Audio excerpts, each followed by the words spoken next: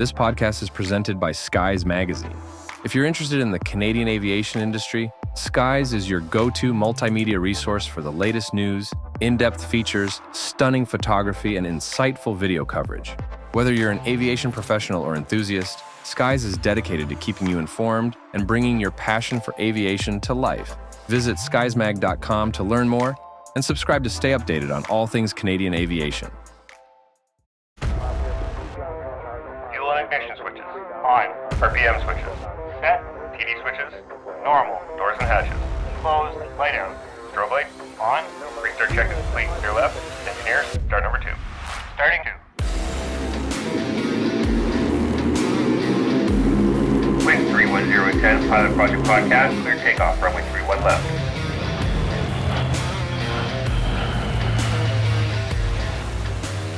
All right, we're ready for departure here at the Pilot Project Podcast, the best source for stories and advice from RCAF and mission aviation pilots, brought to you by Skies Magazine. I'm your host, Brian Morrison. With me today for the first of our two-part series are special guests, Captain Matt Chretien and Captain Gilje-Allan, Canadian SEEDCORN pilots currently posted to RAF Lozimuth and flying the P-8A Poseidon with the Royal Air Force.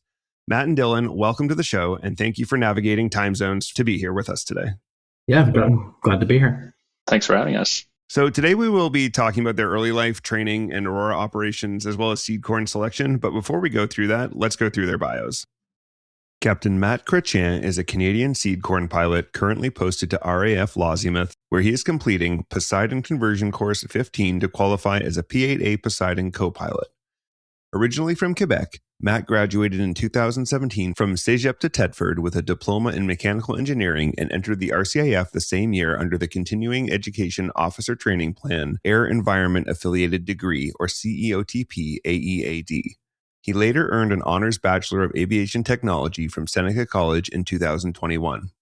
His flight training included primary flying on the G120 Globe in 2018, basic flying training on the CT-156 Harvard II in 2020 during the height of COVID, and multi-engine training on the CT-145 King Air.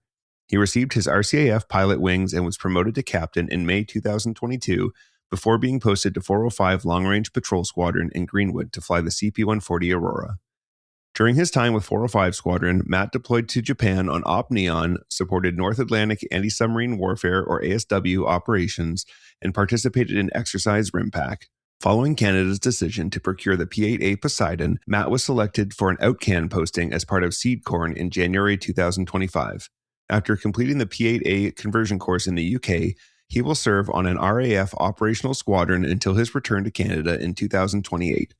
He currently lives in Burghead and enjoys woodworking, photography, hiking, and exploring Scotland.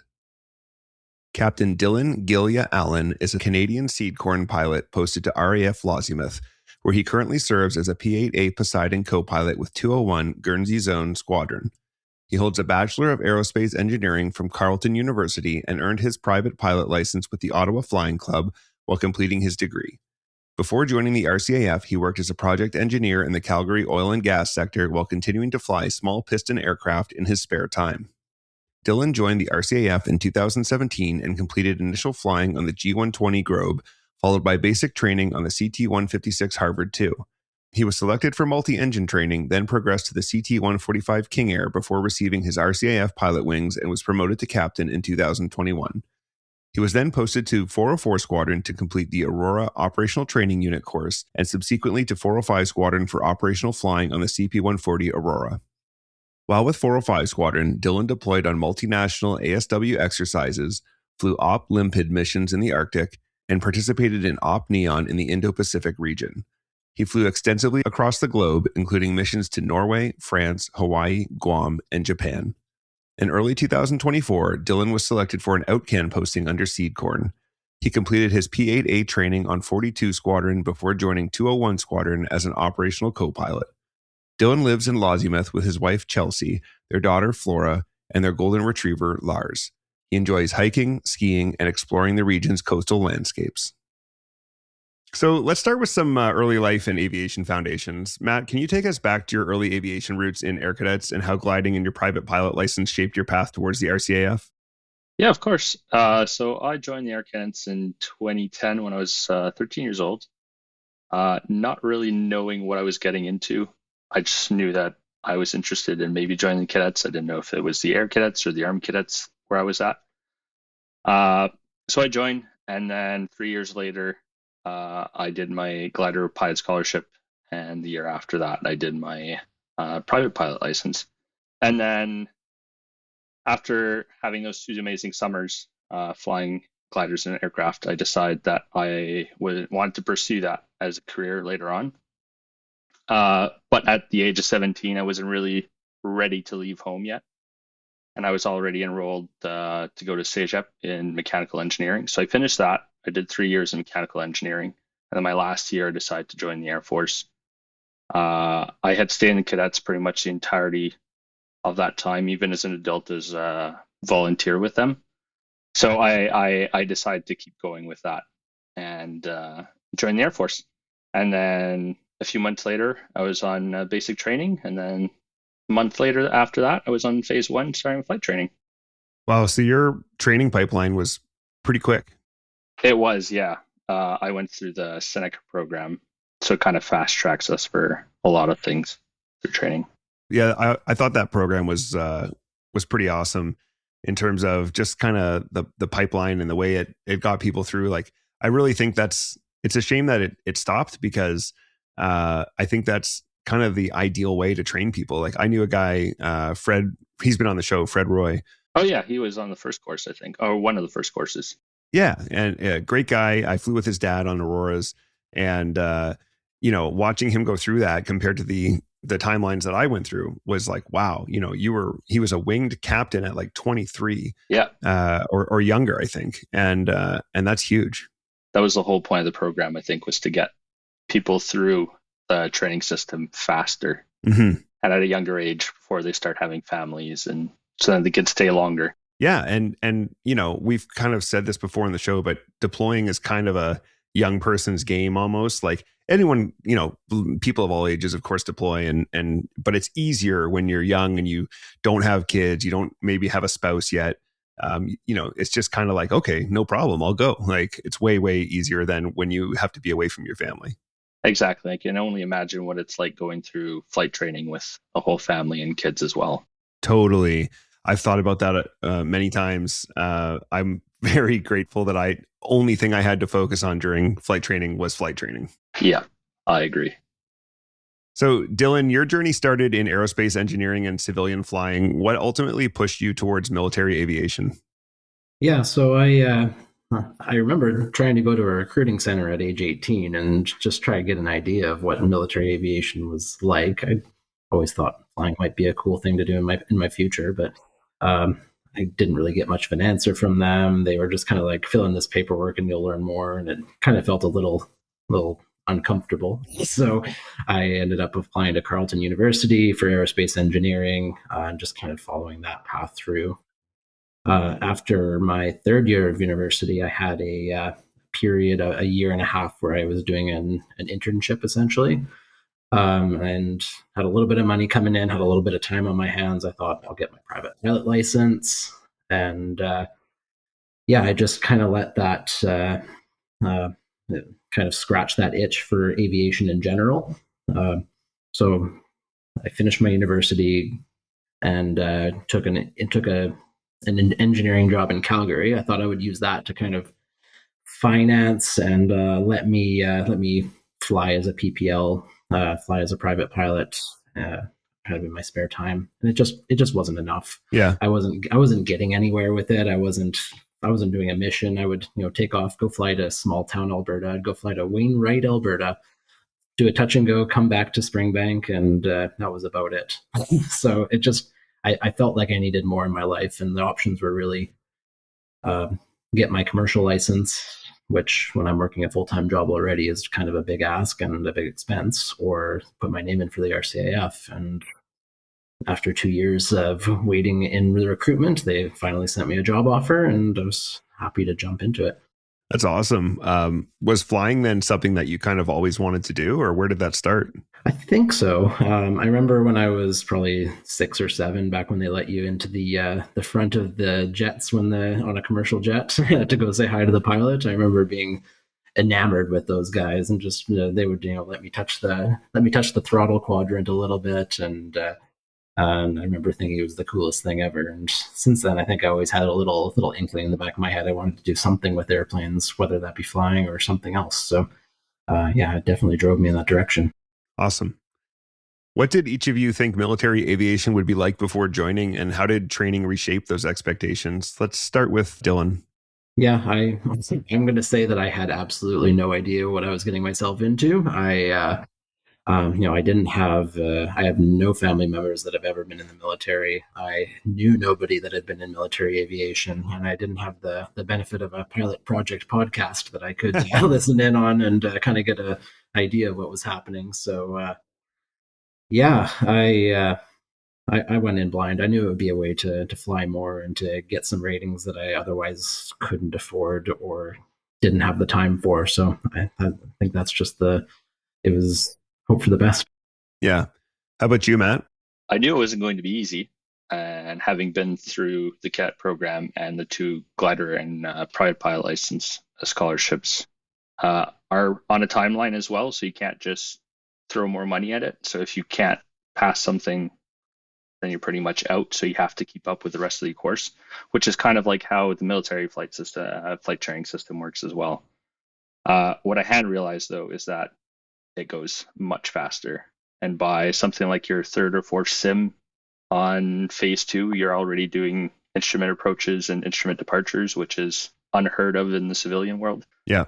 And then that just keeps going for pretty much the rest of the courses. You're just expected to learn things quickly and stay on top of things. Yeah, it's definitely a whole different world. I also went through the cadet flying program, both glider, private pilot, and then instructing on gliders. And there are similarities in the way that they're structured. The grading system is the same. They work on the same principles, but it's that program, but on steroids. Like exactly. Yeah, it's just much faster and more advanced stuff that you have to know. Yeah, for sure. Matt, can you walk us through joining under the CEOTP AEAD and remind us what that stands for and how COVID reshaped your education and flight training experience? Yeah, so basically it just stands for Continued Education Officer Training Plan. Basically, it's known as the Seneca program in the Air Force. It no longer is a thing, but it was when I joined. And the point of it was to get pilots trained quicker from the moment they joined in till the moment that they had their degree and their wings was about a total of 4 years. So you could get a fully qualified pilot who is 21, 22 years old, which was quite good. So I didn't have a degree at the time. I also didn't want to go to military college. So that was the route that I chose. You basically alternate between flight training and academics in university. So I did basic training, and then a week later, I was on phase 1, and then I went to Chretien as an OJT for about 2-3 months. And then from September to April, I did my first 2 semesters of university before moving on to Moose Jaw to get my phase 2 done. Ideally, we would normally also get our phase 3 done before going back to school, but this was 2020 and COVID hit halfway through phase 2. So everything was put on hold for a few months. They shut down the school. I went back home. And then by the time I finished course in October, it was too late to get my phase 3 done. So they sent us all back to school for the last 3 semesters of university. So I went back to my parents' place and did it from home. They didn't want to send anyone back to Toronto, again, because of COVID. So we did everything online, which was not easy when you're used to being with your friends, and now your whole course is just scattered around the country and you're doing everything online. And then once that was done, I went back to Moose Jaw, did a couple of refresher sims before moving on to phase 3 in Portage, which was something that they normally don't do as well, because normally you go from phase 2 to phase 3 pretty quickly. But since we had a gap here, they gave us a couple sims. And then in May, I had my wings. I was all done, and I was posted to Greenwood. Wow. So I wonder, how are those refresher sims after a year off, like getting back into the Harvard cockpit? Because that's like not the same as getting back into, say, a Cessna or something after a year? Like, did you find you had retained much? So the whole point of those sims weren't to get us to be back to 100% what we were after phase 2. It was kind of just to get a bit of the rust off and have us back into thinking like a pilot. So we didn't really have much prep beforehand. We didn't know what these sims were going to involve. They just threw us in the sim and asked us to do a couple of things. Interestingly enough, some of the procedures came back to mind pretty quickly, even after a year. But there was definitely some rust. It was just to get your hands and feet back into the game before moving on to the next course. Yeah, get you a little confidence on an aircraft that you're familiar with. Exactly. Yeah. Dylan, how did your engineering background shape the way you approached flying systems thinking and problem solving? Yeah, so I think having an engineering degree was valuable for sure. I had entire courses on how jet engines work, on how pneumatics and hydraulic systems work, things like that. That just I think it gives you a bit of a leg up, or just makes it a little easier to grasp some of those concepts. And as well, working in oil and gas, surprisingly enough, in my time working in Alberta, I mean, my whole job was designing pneumatic and hydraulic pumping systems. And you see those systems on aircraft in different forms, of course, but they're there nonetheless. So it's just a little easier to grasp, I think. And math and performance calculations as well come fairly intuitively to me as well. So I think it helps shape your way of thinking for sure. Do you think, I ask engineers this sometimes, do you think it changes the way you approach actual like flying decision making? And are you more systematic about things, or how do you think it affects you in that way? I'm not even sure if it really does. I think it has a lot of benefits on the ground, but all the actual flying in the air stuff, I think it just comes from the training system. I could be wrong, but yeah, that's fair. I'd agree with that. Yeah. Let's talk a little more about your guys' flight training. For each of you, what stands out most from your time on the G120 Grove during primary flight training? So I had flown about 100 hours in Cessnas before I joined, and flying the Grove was fairly similar to that. It was basically another 20 hours in a single engine piston aircraft. But you get to do some cool stuff like aerobatics that I'd never touched before. Yeah. And kind of similar to Matt's point earlier. If I'm paying for hours in a Cessna, I can keep paying until I get my private pilot's license. In the Grove, you get X number of hours of refresher or redo training, and if you don't succeed after that, your time is over. So it definitely puts the pressure on, and it was a good intro to military aviation, I suppose. How about you, Matt? Yeah, I would agree with everything that Dylan said there.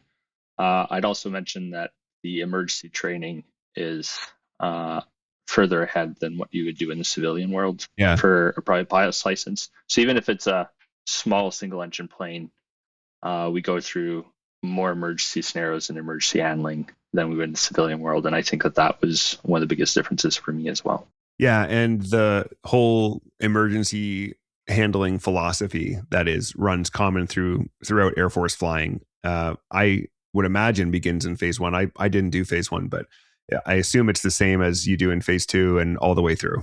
Yeah, it does. And to see how you've gone from day 1 of phase 1 on how you handle your first emergency to now, it's vastly different. Yeah. Same philosophies, but much more evolved thinking process, probably. Exactly. Yeah. How did the Harvard 2 challenge you, and what clicked for you on that aircraft? The Harvard was just fast. It was the fastest thing I'd ever flown. Yeah. And I mean, that's fun, but it all can also mean you can get behind the aircraft very, very quickly. I remember one of my prog cards from Joel Ellis, who did a lot of my instructing at the end. I have some quotes from that. It says, "Going fast is fun at a swank 300 knots, but try and calm it down a little bit. I got a little excited on a rejoin one time, and that's essentially what came out in my progress card there. So yeah, You were going 300 knots on a rejoin? yeah, I kept the power. Which should be 220, right? I think I was coming out of the area, so it's kind of a free for all, but I left the power in, and it just got a little excited. The non-exceed speed, if I can't believe I remember this number, was 316 knots on it, so I got close. Yeah. No limits were breached. Yeah, that's awesome. And how about you, Matt? I would say that, again, it's a quick aircraft. Everything happens fast on it. I could just remember my first circuit downwind, everything happening at the same time, being way behind the aircraft. Yeah. But at some point, you kind of find your place in the aircraft and start feeling a little more comfortable, I guess you could say. And by the end, you just have a flow of how you do everything. And it's quite satisfying when you actually have some time to look outside and realize where you're at. Yeah. It's definitely a nice feeling, because like your first downwind, you're like, okay, I gotta do traffic lookouts, I gotta do a radio call, I gotta do my downwind checks, I gotta do this, I gotta do that. And then all of a sudden you're like, I haven't done any of that, and it's time to turn. Like, exactly. And I remember my instructor, I think it was on the first one, he's like, you missed the new altimeter setting. It's like, I do not know what's going on right now. Oh man. Dylan, can you walk us through the hydraulic failure you experienced on your nav solo? Yeah, so the nav solo is, I think it's your last or second last solo on the course. So like you're fairly comfortable with the aircraft at that point. You are fairly far along, but yeah, it was my last solo on the course, and so you think probably nothing's going to happen on a solo. It's fine.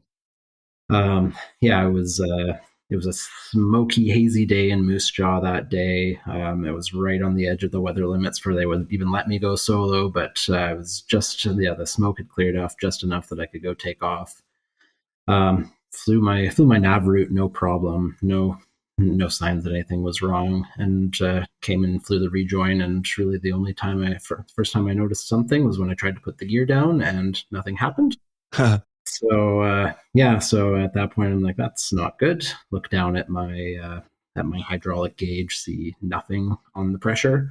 So breakout, and the Harvard 2 has a basically a gear blowdown system that uses stored hydraulic pressure or pneumatic pressure. It's actually been a long time. One of those two, some kind of pressure to push the gear down for you for an emergency like that. So I was able to push that down, go for declare an emergency, rejoin, and I ended up landing and stopping on the runway because I thought maybe I was spewing hydraulic fluid out the back of my aircraft. So I just thought, stop the aircraft here, shut it down, they'll tow me in. And yeah, good call. Yeah, so and that was pretty much it. I got in. People, I think the person working the ops desk was like, "What's going on over there?" I told him, and he's like, "Okay, go fill in your flight safety report." And that was pretty much all I heard about it. So I thought there was going to be, I was still a student on a solo. I thought I would be hearing a lot more about it, and maybe marched into the CO's office to explain myself as to what happened. But no, it was literally a hydraulic pump failure that prevented me from having hydraulic pressure. So apparently I did everything right. Okay. Yeah. Matt, how did the COVID era disruptions affect your confidence heading into multi-engine training? As I mentioned earlier, I had a big gap because of COVID between phase 2 and phase 3. So obviously now you have to get back into the books where the procedures, just like normal like rules, orders, instrument procedures and stuff like that are common to all aircraft. You just have to get back into it and refresh yourself on all of them. So you start the course feeling like you're already behind and you have to do some catching up. But at the end of the day, it's all perfectly fine and you just learn as you go. Were you stressed out about that at all, like going into it? A little bit, yeah. After not being in there for a year, but everyone else on my course was in the same situation as well. And I think the instructors realized it and they pretty much start from scratch anyways. Yeah. I was a new instructor candidate at that time And it was a weird time. Everyone was trying to figure out the rules, figure out how to mitigate risk and how to fly safely together and all that kind of stuff. And I think everyone was sort of feeling it out. And I imagine on the instructor side, there was a good deal of understanding for the gaps that you folks had experienced. Exactly. And luckily enough, though, I think my course was the first one to actually be able to do proper cross countries after Oh, COVID. nice. Yeah. So we were able to go out and do something, which was quite nice.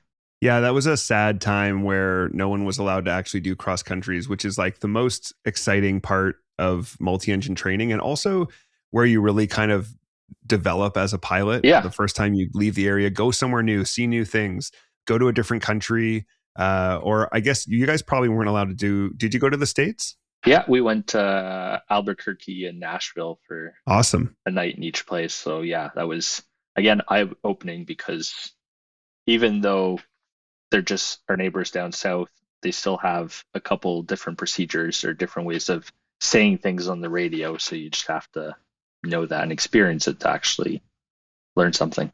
Yeah, for sure. What were the biggest lessons each of you took from the CT-145 King Air? Yeah, so I mean, the King Air is it's the first time you're flying as part of a crew, and I mean, going forward in our careers, it's all we've known for a long time now. But before that, you're flying at the Harvard, which has that jet mentality. So you're essentially always a solo or acting solo, or the instructor in the back is evaluating you as if you're a solo. So having the instructor sit beside you and contribute to be part of the crew, I think that was an interesting change of mindset. Yeah, they're still evaluating you, but they're also part of the team. I would agree with the crew concept as well. It's your first time actually flying with another student. Well, not necessarily flying, but you're in the simulator with another student, and then you're a part of a crew with the instructor as well when you're flying, and you're part of the decision-making process. They don't just make decisions for you anymore, if that makes sense. Mm-hmm. So I remember on my cross country, we were somewhere in Alberta. I can't remember exactly where it was. And we got a flicker of a engine fire light on a touch and go. Okay. Turns out it was just a sun reflection, but we thought that it was something else. So when we landed, the instructor had a whole conversation with us and tried to get us involved in the decision as to, do we keep going for the day or do we just stop here? And I think that was my first time where I actually felt a little more involved in the decision-making process. And what was the decision in the end? We called back home. Again, they looked and they said, yeah, it was probably just the light that hit the right direction. It never happened again. We tried testing it and it didn't offer anything, so we just kept going for the day. Yeah. Yeah. And that's a good lesson. You can always call home, right? Like, exactly. You can always call the standards pilot for advice. You can always call maintenance to double check on a system issue. Like, that's a big lesson to learn. Yeah, and I think the fire detection loop on the King Air used infrared or something like that. So depending on how the plane was angled with the sun, it could have just gone in there and hit it. It wasn't actual like an overheat detection.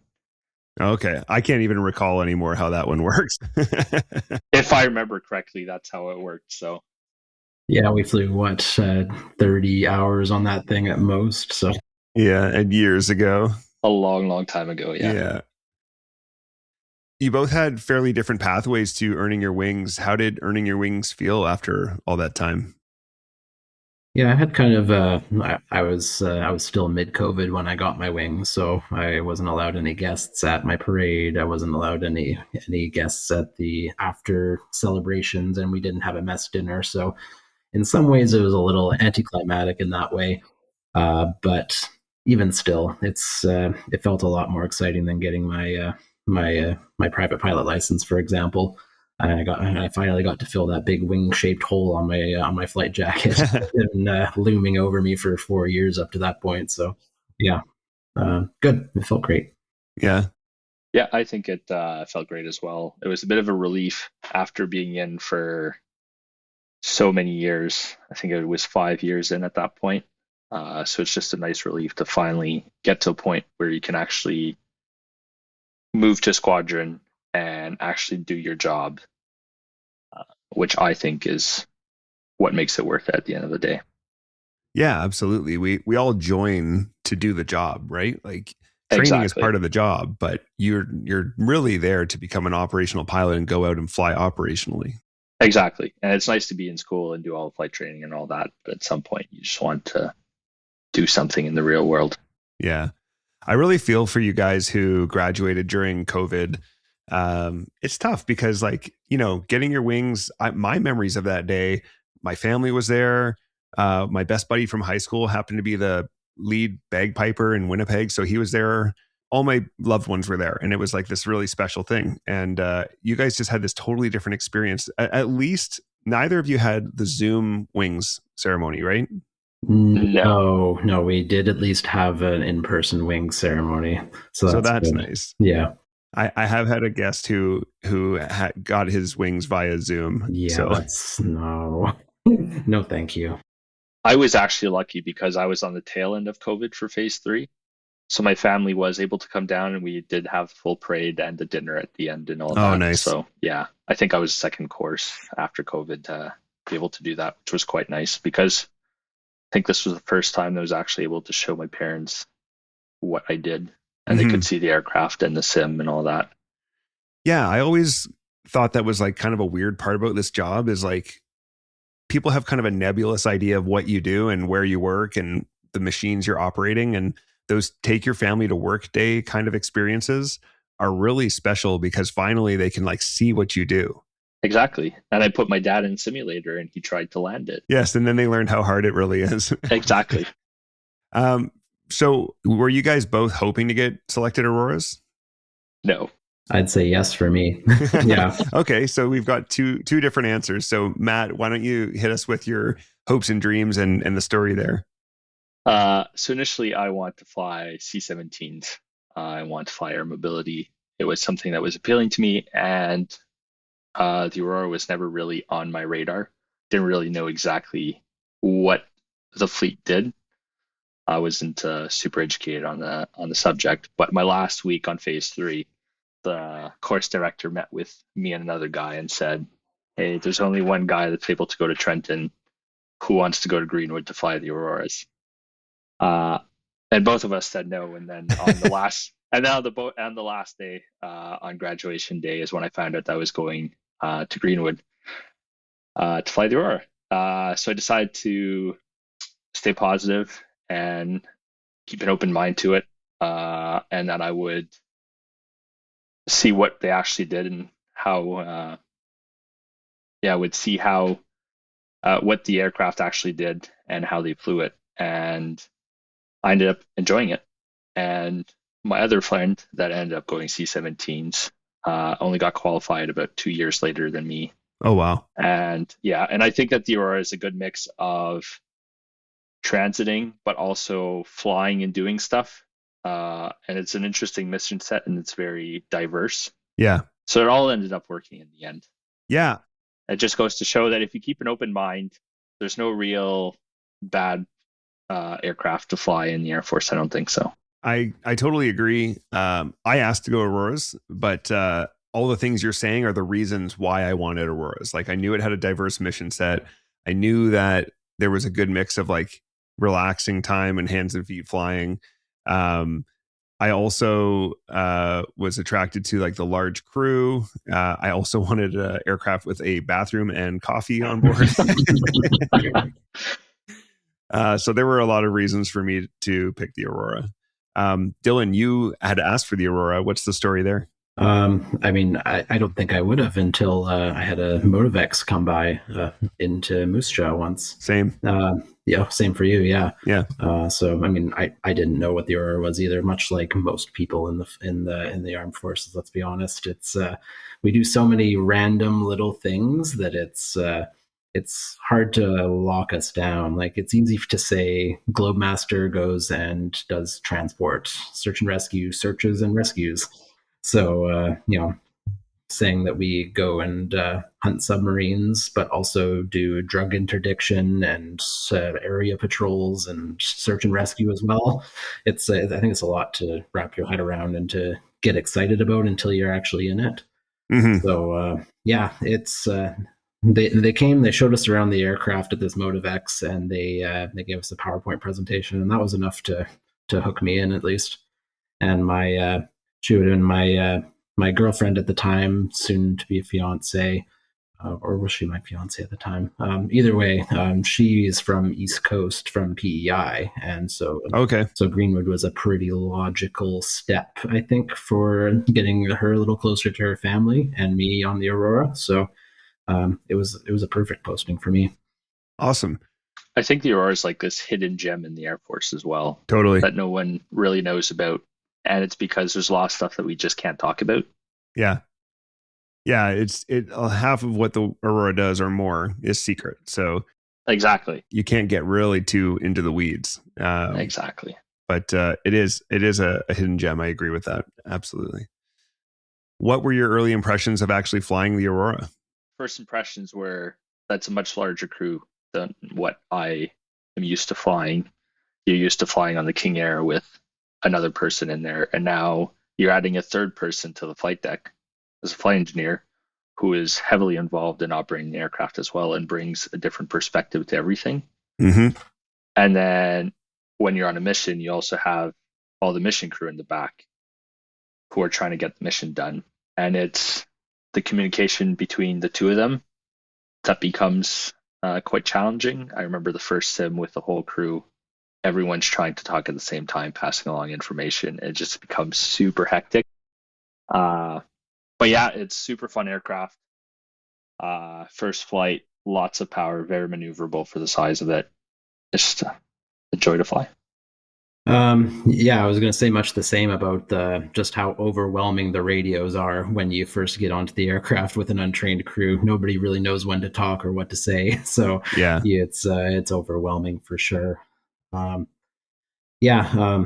I got to 405 Squadron after training, I was holding a Ready 12, which is basically 12 hours notice to move to go deploy or go respond to something.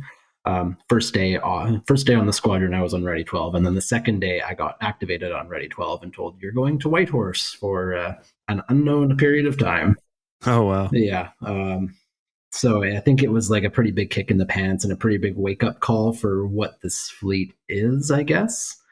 And that you don't know where you're going to end up. You don't really you don't know what's going to happen one day to the next sometimes, and I think it keeps it interesting for sure. Yeah, we have people on 24 hours notice to move, and then they deploy for an undetermined amount of time. Come back 2 months later sometimes. Yeah. Keeps it interesting for both the member and the family. Yeah, absolutely. Yeah, for sure. Matt, how would you say an FO contributes on the flight deck of the Aurora? Like, what is the job of an FO? So an FO's first officer is basically just a pilot, and just like the AC, they're responsible for the safe operation of the aircraft, really. They're just not the ones making the final decision, but they still have to know how to do things and how to make decisions.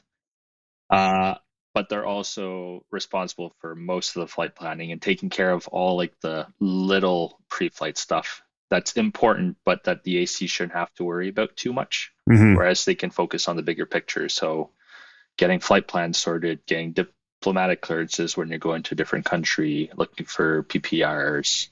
PPR is prior permission required and is something that needs to be sorted out before you land in a busy airport. Doing the pre-flights of the aircraft and stuff like that. So the AC can take care of dealing with putting out all the fires instead. And I also, from my experience, FOs, especially when they're fresh off the course, bring a different perspective because they aren't as experienced. So they stick to the books a little more and the procedures, whereas some of the older guys might try and not necessarily deviate, but might forget some stuff a little more, if that makes sense. Well, they're also they've been operating for so long, so they're going off of their experience. Yeah, a huge pool of experience, right? Yeah, exactly. So sometimes it just takes someone who's a little more fresh to come and say, wait a minute, we're forgetting this. Yeah. Even it's something super simple like, hey, have we done this checklist? Yeah, that makes total sense. And I remember like when you're really fresh out of the books, or when you have an FO who's really fresh out of the books, and they're like, hey, what about this? Have you thought about this? Or have you ever thought about this rule or this part of the system? And you're like, what? Where did you get that? Yeah, exactly. Yeah. Dylan, what did you appreciate about the leadership and mentorship style within the Aurora community?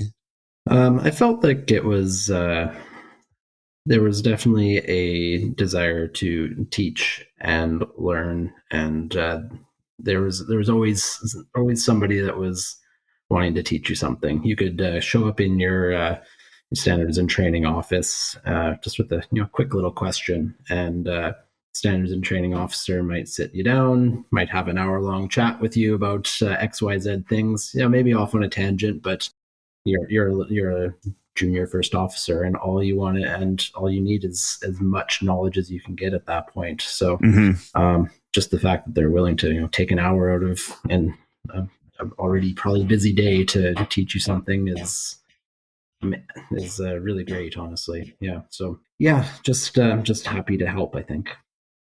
So just for the listeners, in case you're hearing some tapping noises every now and then, that's just the heating in the houses in Scotland.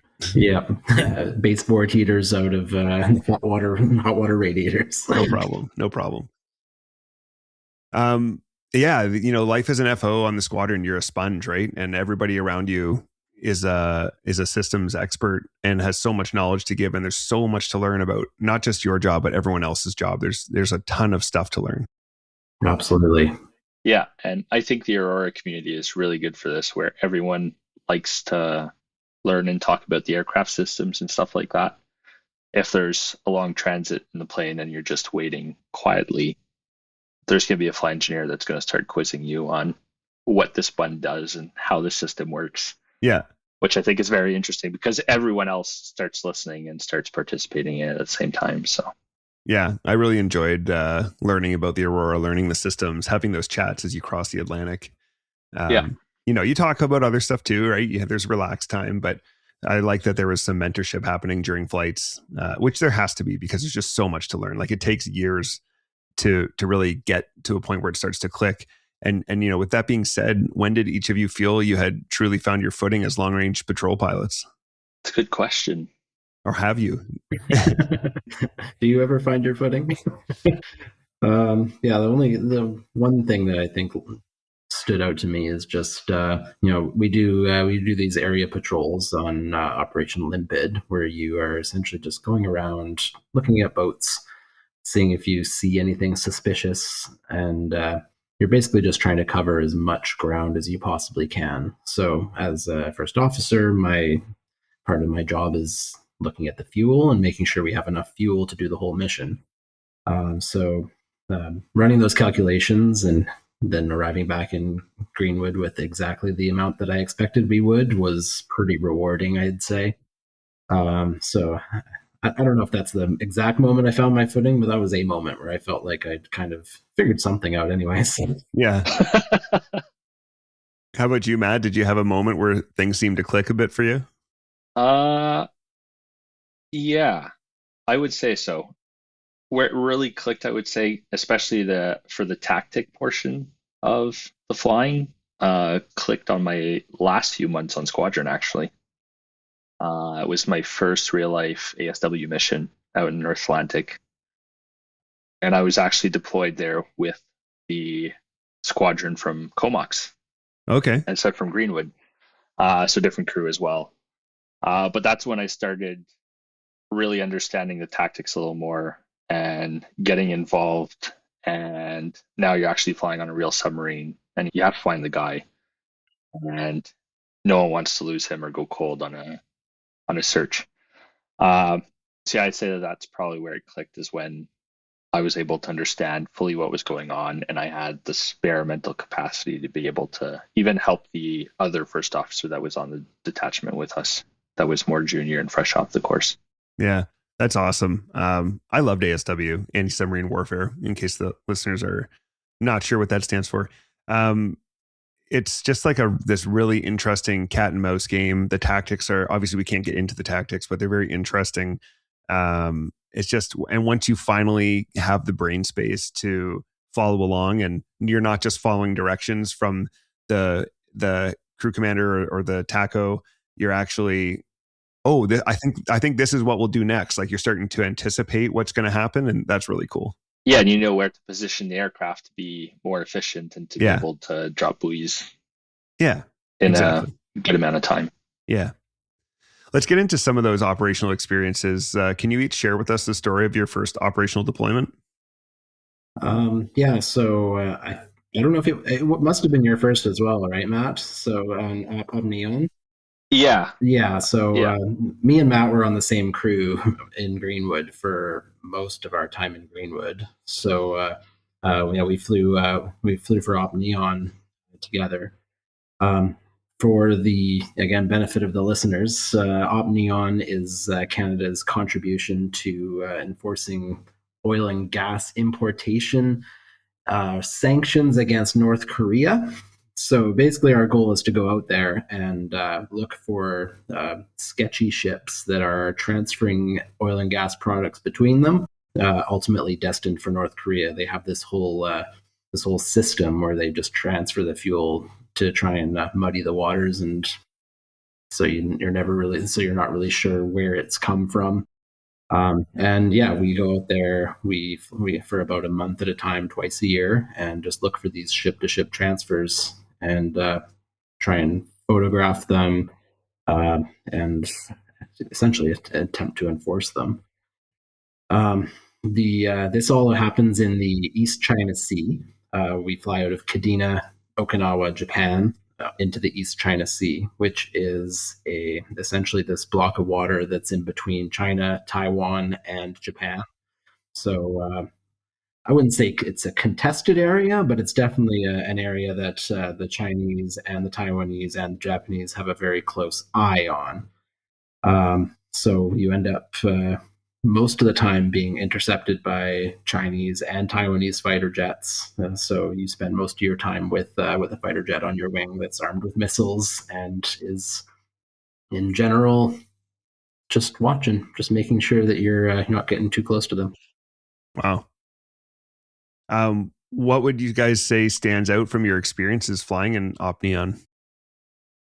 I would say that's probably the politics of the area.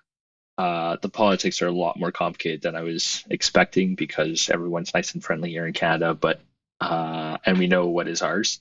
But once you move to the East China Sea and you have Japan, Taiwan, and China all claiming the same territories, we would have flights where we would discover a new island every time, and a different country would be claiming this said island. So we could be flying over top of one, and then a Chinese warship would tell us to turn around and go someplace else. And then Japan would come and say, no, this is ours. You can keep going. So it makes for interesting flights, because every time you're learning something new, and you kind of have to adapt the way that you run your mission to avoid all these hotspots, I guess you could say. Yeah. Now, you were both on board for an aggressive Chinese intercept on Op Neon with global news on board, which made national headlines. Can you tell us this story? Yeah, so essentially, we were going out for a regular mission on the Op, and it was just so happened to be one that General Huddleston was on board, as well as this global news crew. And yeah, things were going as per normal, I think. Got intercepted a few times. They do basically handovers. So they'll have one jet hand over to another jet, hand over to another jet. I think it was the third jet that was eventually on us. Really didn't like where we were going. So he was getting very close to us. Normally intercepts would be within hundreds or thousands of feet. This one was probably more in the tens of feet he was getting within our wing. Oh, wow. He would fly in front of us and run his jet wash in front of us, which is called bumping. Basically just create massive turbulence on the jet. And we were also getting flares dropped in front of us. So that's a bit of a risk to our engines. As you can imagine, if a flare went into one of our engine intakes, that might cause a full failure or something worse than that. So overall, that was a pretty scary experience, I'd say. Yeah, it's. I think it really shows that they were.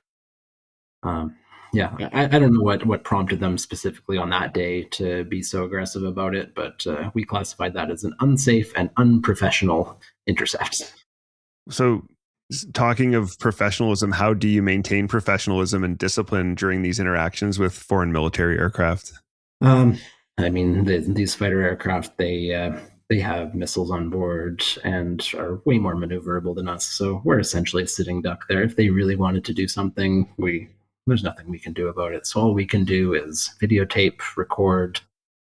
We can keep logs, and in the end, we have to keep doing our mission because our mission takes us as close to China as we can because that's where those ship to ship transfers are happening. That's they know where we fly, and so they try and fly in all the places that we can't get to. So Yeah. we have to get as close to China as we can, and we have to. It's not anything against China. It's just that's where these things are happening. Exactly. And we have no interest in China while we're there either. So Yeah. we just have to stick to our procedures in the script. And we have this script that we just read out to them saying that we are operating due regard and that we're not there to bother them. We're just doing our job. And you just have to try and be predictable to them and not maneuver the aircraft aggressively in any way. Just make it nice and smooth for everyone. And yeah, that sometimes they'll come out and say bad things to you, but you just have to move on and not interact with them too much. Was it like pretty scary to have, to be intercepted by fighters, and like, do you feel a sense of danger, or does it feel kind of routine and this is all political theater and there's not too much to worry about? Like, how does it feel? The first couple of times were a little more scary. I remember our first flight, I think it was like an hour in and they were already dropping flares just off our wingtip. It just comes to realization, okay, this is real. Something could happen. Let's not get everyone confused and just, again, stick to the script, be predictable. Let's not try and get them going here. Yeah. Matt, what did participation in Exercise RIMPAC teach you about multinational ASW integration? So when I went to RIMPAC, I was actually not on a flying crew. I was in a ground position as a battle watch captain in the operations center. Okay, what does that job involve and what did you learn from it? So basically, the person is on shift. There's someone there 24/7, and they basically overwatch the daily flying operations, and they're the point of contact for anything, for any information that has to come through the maritime patrol aircraft units. So it gave me a unique aspect into how all the different countries operate, because we were working with the Kiwis, the Aussies, the Brits, the Americans. Also, interestingly, the Indians, the Japanese, and the Koreans, which are not countries that we typically work with. So it was interesting to see how they do things differently. And the way RIMPAC works is that they go under the crawl, walk, run principle. So you start off at the beginning of the exercise, everything is super easy. And at the end, you're basically 24-hour coverage on a submarine, and you're handing over to another nation that you've never worked with. But somehow everything still ties in well together, and you're still able to hand over a submarine seamlessly with another country. That might not have the same procedures as you in the first place. Yeah. I was lucky enough to be on a couple of RIMPACs as aircrew, and you've summarized it beautifully. It's really interesting to watch it go from like very, very simple scenarios to very complex scenarios where you're maintaining coverage on a submarine and doing handovers and all that stuff. It's very, very cool to see. Yeah. So let's talk about some of the various, I'll say, incidents you guys have experienced, some missions, some lessons. Matt, can you walk us through the engine shutdown on your Comox tail swap during your very first week on squadron? Yeah, so it's my first week on squadron, fresh off the course. I'm sitting in the crew rooms, and one of the ACs walks in and he's like, "Hey, Matt, are you free tomorrow? We're going to Comox." Like, sure, let's do it. It's supposed to be a pretty simple trip. We're just dropping off a plane on the other coast and then coming back. So yeah, in the morning, get the plane ready, take off, and about half an hour into the flight, the start valve light comes on, Okay. which means that the starter is engaged and spinning, which is not a good thing when the engine is turning at full speed like it is. Yeah. So we pull out a checklist, and it basically just says you have to shut the engine down. I was flying at the time. The AC was reading the checklist, and apparently I had a bit of a shocked look on my face because not something that I was expecting, obviously. Something that we had trained for before, because it's a common thing on a multi-engine aircraft to have to shut down engines. Well, that's what we practice for anyways. And on the Aurora, we do fly on 3 engines regularly as part of our training as well, just to save fuel. So not too much of a big deal. But yeah, now we're heavy because we're full of fuel. So we come back over Greenwood, burn some fuel, and then we land with no issues there. And then the next day they fixed the plane and we took off and went to Comox. So that was a nice welcome to the fleet. It turns out that it was not the last time that something like that would happen. Yeah, I don't know too many people who flew the Aurora for long without having to shut an engine down at least once. Yeah. I see you're both nodding your heads. So Yeah, comes with the territory. yeah. Yeah, because Dylan and I were on another flight where we had to do it. We were both in the seat when it happened. Oh, really? Yeah. What's the story there? We were flying just out of Charlottetown, I think. Yeah, and I think we just had dropping oil pressure. It was nothing, nothing shocking or anything. It's just oil pressure is going down. Okay, shut down the engine. Let's go home. Yep. Yeah.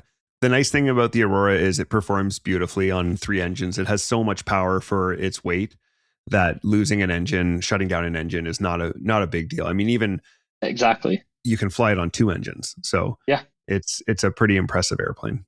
Exactly. And everyone's trained for it. So it doesn't really become a huge deal. Yeah. I think it was well handled. We just looked at each other and went, okay, let's pull out a checklist, pulled out a checklist, and then we have to shut it down. Okay, shut it down.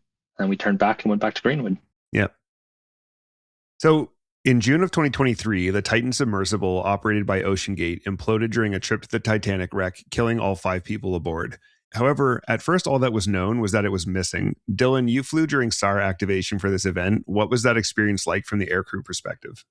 Yeah, so it was interesting in that as the Aurora, we are generally a secondary song set. So we let the Hercules and the Cormorants do the majority of the SAR work, but and we'll kind of cover off areas where they don't think something's happening, or yeah, we're essentially a secondary asset to the main ones with SAR techs on board and all the SAR kit and all the SAR training. But in this case, where we're hunting for a submersible, all of a sudden the Aurora is the perfect machine to do that, because we can both drop sonobuoys down at last known position. We can drop it's called ESUS down, which is like an underwater communication device, I guess I'd say. And then we can also do regular SAR things, looking for debris, looking for survivors in the water. So as far as it was the first time that I'd done a SAR, and it was also the first time that I was a primary SAR asset that was going to be on the front lines, potentially actually finding these people. Yeah, in hindsight, we that's the submersible had exploded long before we ever got there, but there was points where we would drop a sonobuoy down, and on the hour we would hear banging, bang, bang. Oh, really? And we were I don't know if it was just confirmation bias or what it was, but we were pretty convinced that was some kind of a survivor underwater, and maybe that kept things going for a few days. Wow, that must have been crazy. Yeah, it was. So let's talk about your selection for SEEDCORN. When did you first learn about SEEDCORN, and what drew you to apply? I got my first message while I was deployed on OpNeon. It was basically just a message from our OPSO saying, "Hey, this is potentially a thing that's coming up.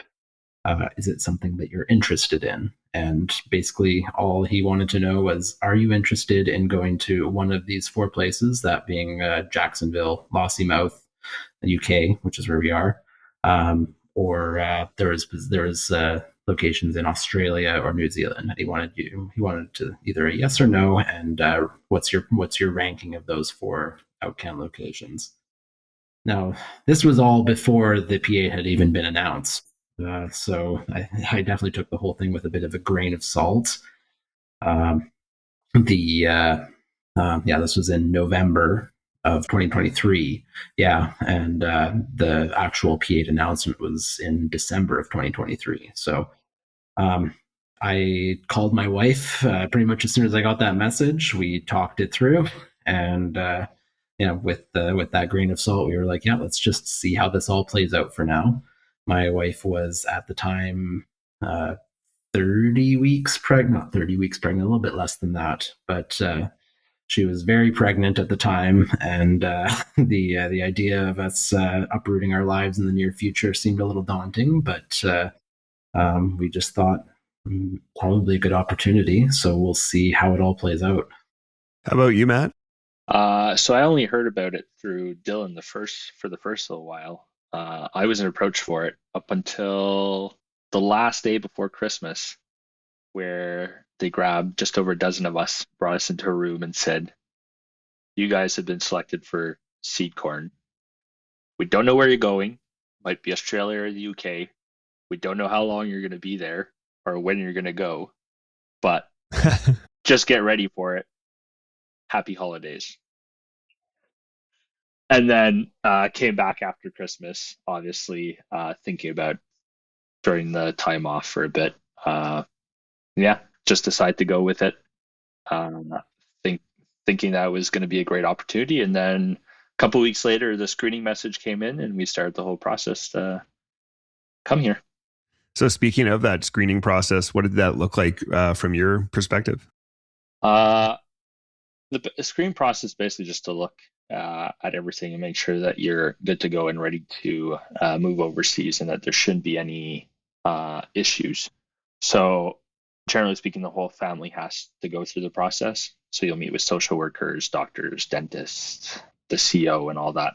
Just make sure that you don't have anything bad happening in your life, that there's no underlying medical conditions that might require you having to come back to Canada earlier, that your kids are going to be able to smoothly transition into the new education system, stuff like that. So that takes a few weeks to get, and then the whole file gets sent to Ottawa and they approve it before you get a posting message.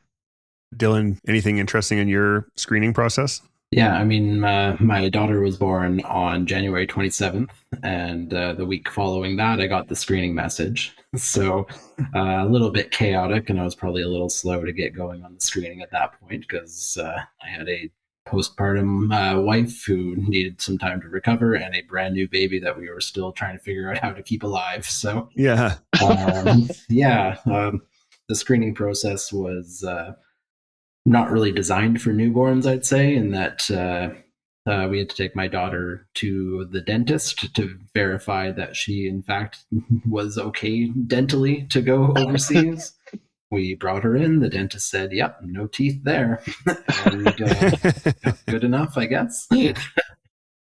So yeah, it was just kind of a very busy time when I was actually on paternity leave at the time as well, when I had to do this whole screening process. So a little bit of a mess trying to bring my wife out to social worker meetings as well. Again, postpartum, and not even really supposed to be bringing a newborn baby out into the public and for a while, in the sake of they'd have weak little immune systems. So yeah, it was definitely interesting.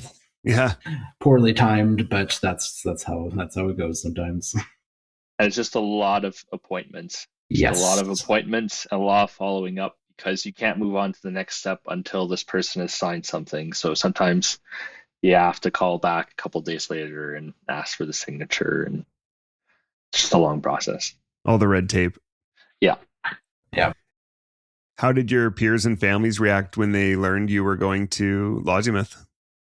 Again, I had a newborn daughter at the time, and she was the first daughter or the first grandchild on both sides of the family. So I think there was a lot of disappointment there that Yeah.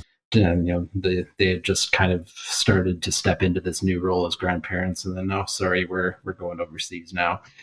But it's I think the important thing to remember with these postings is that they are temporary.